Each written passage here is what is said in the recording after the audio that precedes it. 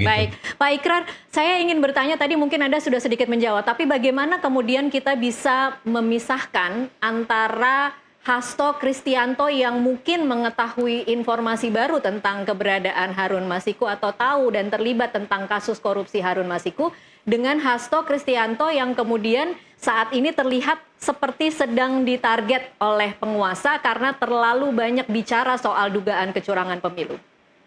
Nah, itu juga menjadi satu persoalan besar ya. Tadi makanya kenapa saya menggunakan kata-kata ketika Presiden dengan PDIP itu masih boleh dikatakan menjadi satu bagian di dalam satu partai politik, kasus Harun Masiku itu tidak pernah dimunculkan ya.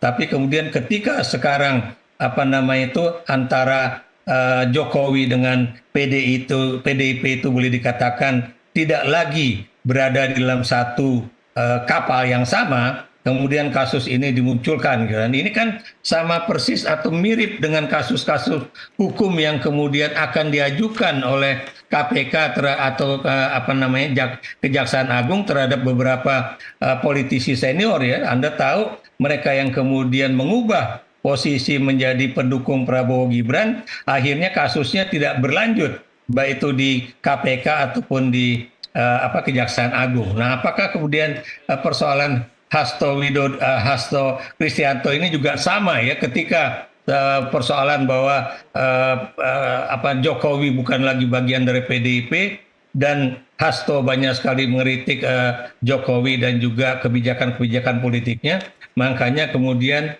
dia dipolisikan atau juga di KPK-kan begitu ya. Jadi ini yang menjadi satu persoalan besar buat kita semua ya.